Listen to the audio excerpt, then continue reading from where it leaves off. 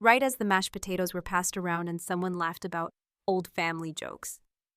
My son placed his phone on the table and hit play. Static, then voices. We should have locked him in the garage, like a dog. And film it, send it to the whole family group chat. Laughter, recognizable, unmistakable. I didn't say a word. I just watched their faces collapse one by one like dominoes. My mother mid-sip froze. My sister looked like she'd swallowed fire.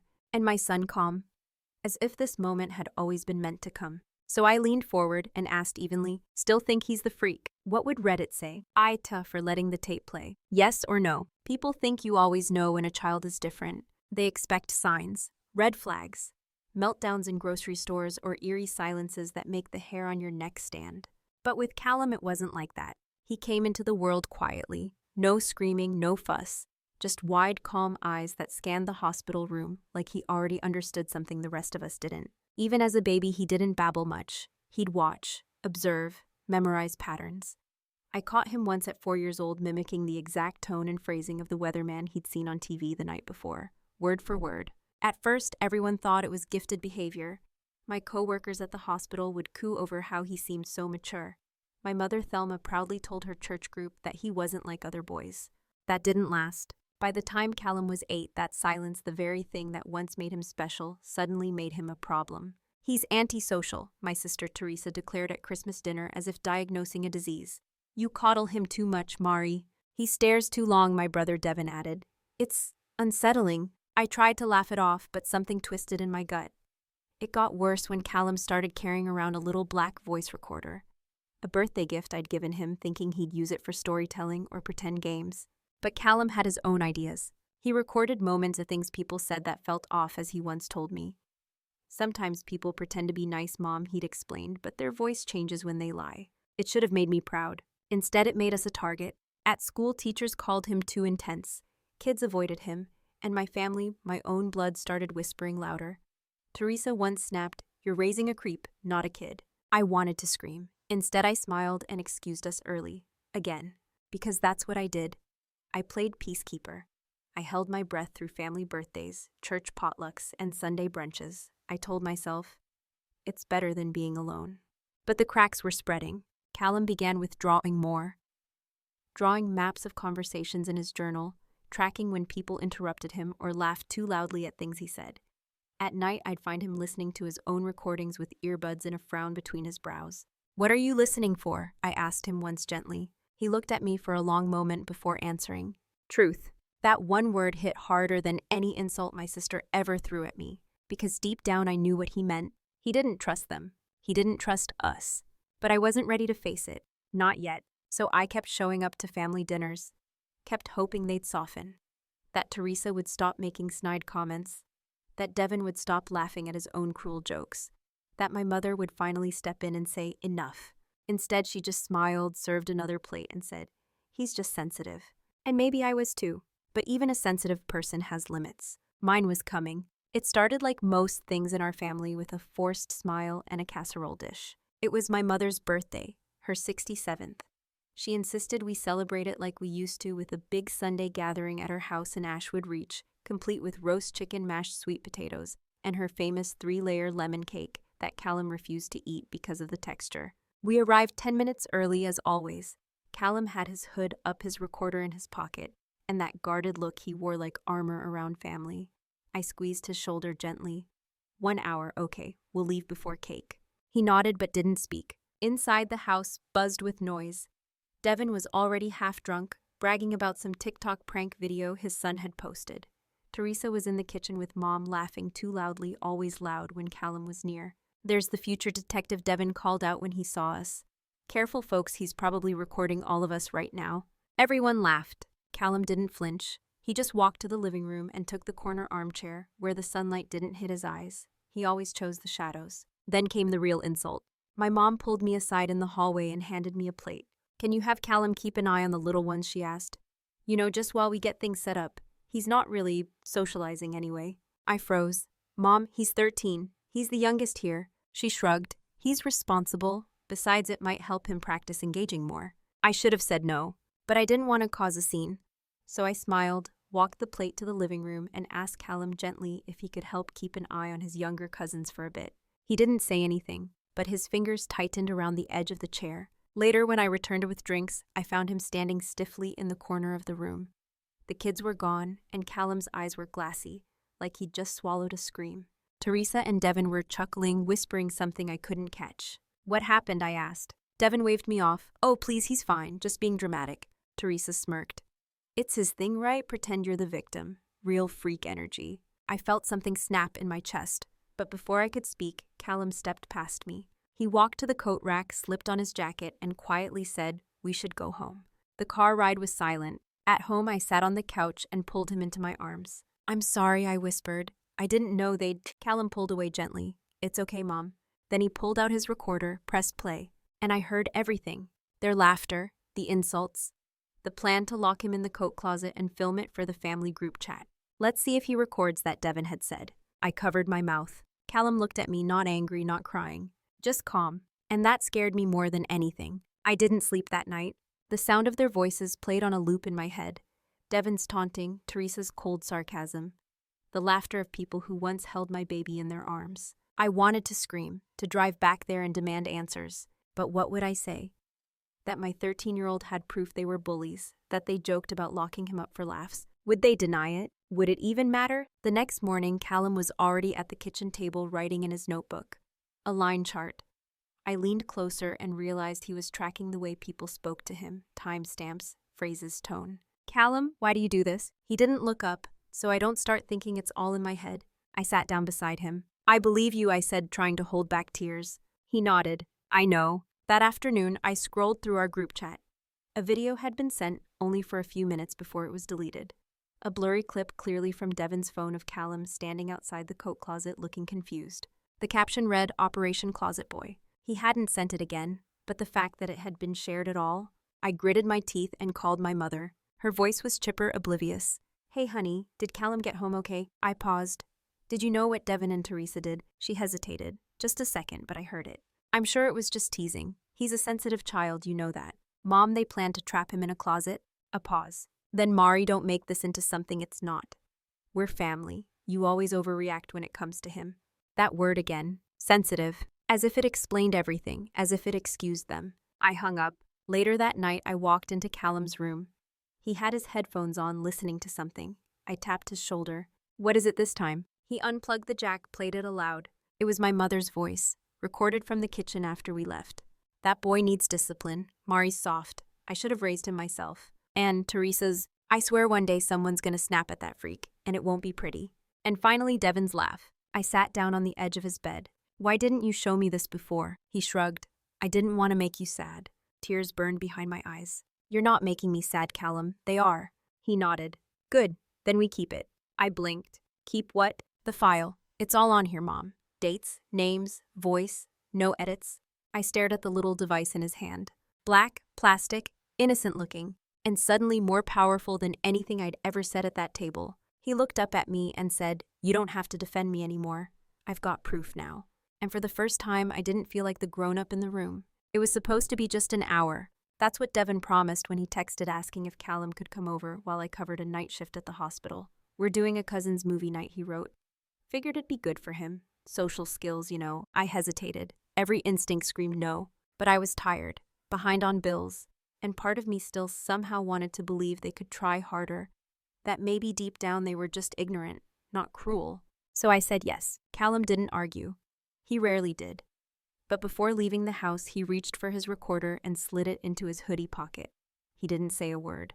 Just met my eyes and gave the slightest nod. When I picked him up later, he was already standing outside. Alone. No jacket. Breath fogging in the winter air. "Where's Devin?" I asked. Callum shrugged. "Inside."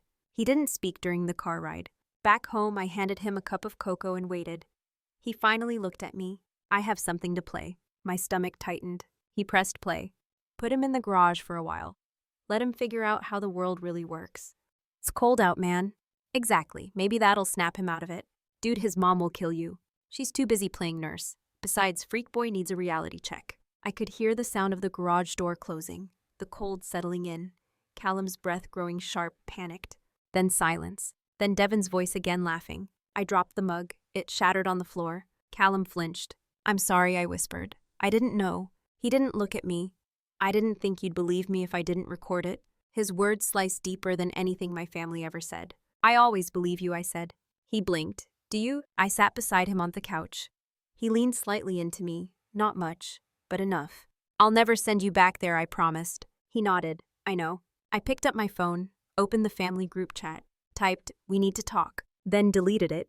Instead, I looked at Callum and said, "Let them keep laughing for now." He looked up, calm as ever. I'm not laughing. And I realized he wasn't waiting for my protection anymore. He was building his own. I tried one more time. One more call to the one person I thought would understand that maybe, just maybe, still had some ounce of maternal instinct left. My mother. I waited until the snow let up and drove to her house after my shift. Callum at home with a neighbor. She opened the door and her thick cardigan lips pursed like she already regretted letting me in. I stepped inside. Mom. I began holding the recorder in my palm. Do you have a minute? She eyed the device. If you came here to start something, I came here to tell you what your son did to my son. What your daughter said. I sat at the kitchen table, laid the recorder down like an offering, hit play. Her voice came through first casual, as if commenting on the weather. He needs discipline. Mari's too soft. Then Teresa. That freak's gonna end up in some institution. Just wait. And Devin. He doesn't belong in this family. My mother stiffened. You were there, I said. You heard them. You laughed. She folded her arms. We were joking. It was dinner table talk. You're being dramatic. Callum was locked in a garage for 20 minutes, Mom. In December. You think that's a joke? Her gaze hardened. Maybe if you hadn't raised him to be so fragile, you never let him toughen up. I felt the wind knock out of me. That was it. The final crack. You stood there while they humiliated him, I whispered. You said nothing, and you expect me to do the same. She looked away. You've always made everything about you. I stood up. It's not about me, it's about a 13-year-old boy trying to survive a family that treats him like a mistake. She didn't respond. I picked up the recorder, shoved it back into my coat pocket. At the door, I turned one last time. You think he's weak because he doesn't yell? Because he doesn't fight like Devin or lie like Teresa? I smiled cold and clean. But he doesn't need to. He's been recording everything, every word. My mother's face paled. You wouldn't. I wouldn't have to if any of you knew how to act like decent people. Then I left. That night, I found Callum curled up on the couch with a blanket sketching in his notebook. He didn't ask where I'd gone. He just said softly, I think I'm ready. Ready for what? He looked up. To let them hear. I sat down beside him, quiet for a long moment. Then I nodded. We do it your way. He gave the smallest smile. Not victorious, not vengeful, just peaceful. As if he'd finally stopped waiting for the world to get better, and decided to speak louder than it ever could. The snow had blanketed everything by morning. Ashwood Reach turned ghost white, the pines heavy with silence. Callum stood at the window, eyes following a single crow as it landed on the frozen railing. His fingers tapped the edge of the recorder in his palm. We didn't say much that day. He didn't need coaching, didn't need permission. He just needed to know I was with him. That evening, I brewed a pot of tea and brought it into the living room. Callum had laid out all the files labeled time-stamped, organized with a precision that made my throat tighten. You did all this, I asked. He nodded. It's all here. Every time they laughed. Every time they whispered when they thought I couldn't hear. I picked up one of the flash drives he'd prepared. Are we doing this? To hurt them, I asked cautiously. Callum shook his head. To be heard. That one sentence said more than any speech could. I sat down beside him. He pulled out his notebook. There was a full plan. What to play. When. Which voices to include. A script almost. Tomorrow's the family dinner, I said quietly. He looked at me. You don't have to come. I stared at him stunned. But then I realized this wasn't about me anymore. This was his voice, his choice. I'll be there, I said softly, behind you. But this time, I won't stop you. He smiled small and solemn, and for the first time, he didn't look like a quiet kid with a recorder. He looked like someone who knew exactly what truth could do. Later that night, I lit a candle and wrote out names in a notebook of my own. Not to punish, but to remember. Because after tomorrow, nothing would ever be the same. And I wasn't going to forget the moment my son decided to stop surviving and start reclaiming. The day of the dinner came with bitter wind and a gray sky. Ashwood Reach looked like a postcard of stillness, the kind that hides storms behind silence. I'd never trusted that kind of quiet. I braided my hair the way my mother used to do mine when I was Callum's age. Out of habit, sentimentality. Maybe just armor. Callum dressed himself dark navy sweater, pressed jeans, hair combed back. Not because he wanted to impress anyone, but because he knew appearances mattered to them. In his pocket was the only thing that mattered, his phone loaded with a single audio file. I didn't ask if he was ready. I just said, "I'm here." He nodded, quiet as snowfall. We arrived late intentionally. Let them get comfortable. Let them laugh before it turned to ice. The house smelled of baked rosemary chicken, sweet potato mash, and my mother's signature lemon thyme cornbread. Fake warmth, manufactured normal. We stepped into the hallway where boots lined the floor and voices echoed from the kitchen. Teresa's shrill laugh cut through the air like a knife. "I swear he looks like a cult member when he stares like that." Laughter. Callum said nothing. I reached down, squeezed his hand. Cold fingers. Firm grip. Devin caught sight of us and raised his beer. "Well, if it isn't the podcast crew. We recording tonight, buddy?" More laughter. My mother approached, wiping her hands on a festive apron. "You're just in time to help with the gravy." Not a hug, not a hello. Just delegation. She motioned toward the far end of the dining table. 2 seats, one next to the rattling radiator, the other with a splintered leg we'd complained about since Easter. I nodded, sat. Callum followed, sliding in without a word. He stared down the table where the rest of the family chatted freely, oblivious. As the dishes passed, Teresa leaned across the table toward Aunt Clara. "Did you hear the voicemail he left Devin by accident? Sounded like he was practicing to join the FBI." Devin grinned. "No, he's too soft. Couldn't even handle a weekend outside." My mother joined in. "He's just sensitive, like Mari was." Every word landed. But Callum didn't flinch. He didn't look at them. He waited. They joked, passed bowls, gossiped about neighbors.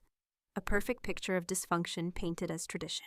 And then it happened. Teresa, cutting her chicken, smirked. "Dev, you remember when we shut him in the garage?" My God, he nearly pissed himself.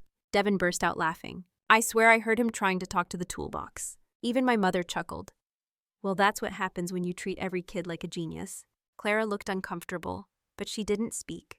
That was the moment. Callum reached into his sweater pocket. No drama, no declaration. He simply took out his phone, unlocked it, and placed it on the center of the table. One tap, a low hum, then voices. "Just lock him in the garage. Freak won't even know it's a joke." "You sure he won't tell?" "Let him. No one believes him anyway." Laughter, loud, cruel, familiar. "Boys like that don't belong around real kids. His mom will just write it in a journal. Useless." My mother's voice, Devin's, Teresa's. The table froze. Forks paused midair, glasses halfway to lips. And Callum sat. Remained still, composed. Eyes fixed on the centerpiece, 3 gold candles in a cracked ceramic bowl. No one spoke. The audio played on. "Don't worry, he's probably recording this too." "Let him, I dare him." Silence. Then Callum spoke, soft, controlled. "You dared me." No one breathed. Devin's face turned crimson. "That's illegal. You recorded us." Without consent, Callum tilted his head. "Like you trapped me without asking. Like you mocked me without checking if I was even in the room." Teresa sputtered. "You're just twisting everything." He stared at her. "I didn't twist anything." I pressed record. My mother stood slowly. Her hands trembled. "You're trying to tear this family apart." "No," I said, voice even. "You did that when you laughed while your grandson begged to come inside from the cold." Clara finally whispered, "Oh my God." Devin rose abruptly, chair screeching. "You're insane, both of you." Callum stood too. "I'm not insane," he said. "I'm observant. You called it freakish. I call it survival." He looked down the table. "I never wanted to hurt anyone. I just wanted someone to admit what they did." Teresa hissed, "You're still a liar." Then Callum did something no one expected. He turned off the recorder, slid it back into his pocket, and walked out. No yelling, no threats, just exit. I followed. Not a single person tried to stop us. Outside, the cold hit like truth. Callum paused on the porch, staring at the snow-drenched road. "I thought I'd feel better," he said. I wrapped my coat tighter. "You will. Maybe not today." He nodded. "But at least now," I added, "they finally heard you." He glanced at me, then forward. And for the first time, he smiled. Not with triumph, but with peace. Because he no longer needed their approval. He had something better. His voice. The fallout didn't come in flames. It came in silence. Not a single call the next morning. No ding from the group chat. No fake apologies or "you misunderstood us" messages from Teresa or Devin. No guilt-laced voicemail from my mother. Just nothing. For a full 48 hours, it was as if we'd never existed. As if Callum had never set his phone down in the middle of dinner and played a recording that sliced through every illusion our family had wrapped themselves in for decades. I expected anger, rage, at least a half-hearted defense. But nothing came. And nothing is louder than silence when you've spent your whole life justifying other people's noise. On the 3rd day, an envelope arrived. Cream-colored, heavy paper. My mother's handwriting precise like a ledger. "Maribel." I'm sorry things escalated the way they did. I hope with time you'll understand that families are complex. We say things we don't mean. I never stopped loving you or Callum. I just didn't always understand him. That was it. No acknowledgement of the garage. No reference to her laughter on the tape. Just soft words wrapped around hard avoidance. I didn't show Callum. I didn't need to. He already knew. He had memorized the sound of her voice when she lied. That same afternoon, Callum received a friend request on his school communication app from Jeremy Plaskett, a boy who once called him haunted during lunch. He didn't accept it. He just showed me the notification and said, "He never spoke to me before." "Why now?" I answered honestly. "Because people only reach for truth when it's already cost someone else everything." He nodded and archived the message without responding. That night, Devin removed us from the family group chat. One tap, like we'd never been part of it. No warning, no drama, just deletion. Teresa, however, couldn't let go so easily. Her voice memo came through at 11:42 p.m. I sat up in bed when I saw the name. "So what now? You're just gonna cut us all off? You think recording a dinner makes you right? We've all said dumb stuff. You don't have a monopoly on pain, Marie." I deleted the message before it finished. But not before I whispered, "You're right. I don't have a monopoly on pain. Just a front row seat." The following Sunday, I took Callum to the farmer's market. It had snowed the night before, and the stalls were quiet, peaceful. He picked out a small bag of heirloom carrots and asked the vendor about soil conditions. They had a 10-minute conversation, Callum calm, focused, unafraid. When we walked past the Old Town gazebo, a woman I recognized from church approached us, Mrs. Eldridge. She smiled politely at me, then looked down at Callum. "You have a brave boy," she said softly. I listened to that clip. I think more of us needed to. Callum didn't say anything, but when we got home, he opened his journal and wrote, "Some people heard, some people listened, some people changed their tone." Later that week, I got a call from the school counselor. Apparently, Callum had submitted a piece for the student podcast series, titled "The Sound of Not Belonging." She told me it's raw, powerful, and he anonymized all voices. He wasn't cruel, just honest. I asked if it would be published. She said it already is. The next day, the episode went live. I listened in my car parked outside the hospital. It wasn't flashy. No dramatic background music, no heavy edits, just clips of laughter, silence, whispered insults, and then Callum's voice. When you grow up in a house where your name is always followed by a sigh, you learn to become small. But if you record enough sighs, one day you'll find the sentence they were too afraid to say. I didn't cry. I sat there, hands on the steering wheel, heart hollowed and full at once. He didn't use the tape to punish them. He used it to reach others like him. Students commented. Parents shared the episode. Even a teacher emailed me. This made me rethink how I speak to my neurodiverse students. Thank you. I forwarded that message to Callum. He only replied with, "Cool," but he saved the email to his private folder. He had never needed applause. He only needed acknowledgement. A week later, I saw Teresa at the grocery store. She pushed her cart faster when she saw me, pretended to compare cans of soup until I passed. She didn't make eye contact. That was new. I didn't stop her. What could she possibly say now that would mean anything? Forgiveness isn't something you beg for once you've been exposed. It's something you earn when no one's looking. At home, Callum and I made pasta. He grated Parmesan, I chopped basil. Normal, easy, ours. He turned to me mid-stir and asked, "Did I make it worse?" I paused. "No," I said. "You made it true." He nodded once. And that night, as snow started falling again outside our kitchen window, Callum opened a new notebook. Fresh page, blank slate. Title at the top, "What Comes After Silence." He didn't show it to me, but I didn't need to see. I already knew the sound of him finding peace. A month passed, then another. Winter in Ashwood Reach melted into the kind of slush-gray spring only small mountain towns understand, cold in the mornings, too bright by afternoon, and quiet enough to hear the thaw happening under your feet. The silence in our life now was different, not the kind that came from holding back or from swallowing shame. This silence felt earned, healed. Callum no longer recorded everything. He still carried his notebook, but now he used it to sketch character profiles for a story he was writing, a quiet protagonist, of course, with a sharp ear and a gift for remembering things people wanted forgotten. He never named the character, but I recognized him immediately. At school, he joined the podcast committee, not as a guest, as a producer. The kid they once called a freak now helped others find their voice. He edited episodes on bullying, anxiety, miscommunication between parents and kids. And always at the end of each recording, he'd add a single sentence. Every voice matters, even the quiet ones. Some parents started emailing me, strangers, mothers I'd never spoken to at PTA meetings. My son heard Callum's podcast. He came out to us last week. My daughter said she's not afraid to sit alone anymore. She draws now like him. I think your son saved mine. Thank you. I didn't know how to respond. I forwarded the messages to Callum. He rarely said much, but once he stood in the doorway after reading one and simply said, "Good." And that was it. Good. That three-letter word contained everything. One evening, as we sat on the porch drinking cocoa, Callum asked a question I hadn't expected. Do you think they'll ever apologize? I didn't ask who they meant. We both knew. I considered my answer carefully. Maybe some of them might, when it no longer cost them anything. He nodded slowly. Would you forgive them? I took a sip of cocoa. Let the wind answer first. I think I already have. Not for them, for us. So we're not tied to their silence anymore. He thought about that for a long time. Then he smiled, genuine, small, but unguarded. That's what I want too. That night, he wrote something in his notebook before bed and left it open on his desk. I glanced at it while turning off the light. Being heard isn't about volume. It's about truth. And I've never been louder than when I finally stopped explaining myself. I stood there for a moment longer, then closed the door. We had survived betrayal. We had chosen truth. And now, in the quiet of our little house, we were finally learning what peace sounds like. What would Reddit say? Was I wrong for letting the tape play? Or did Callum do what no one else dared? Drop your vote and tell me this. What would you have done if it were your child?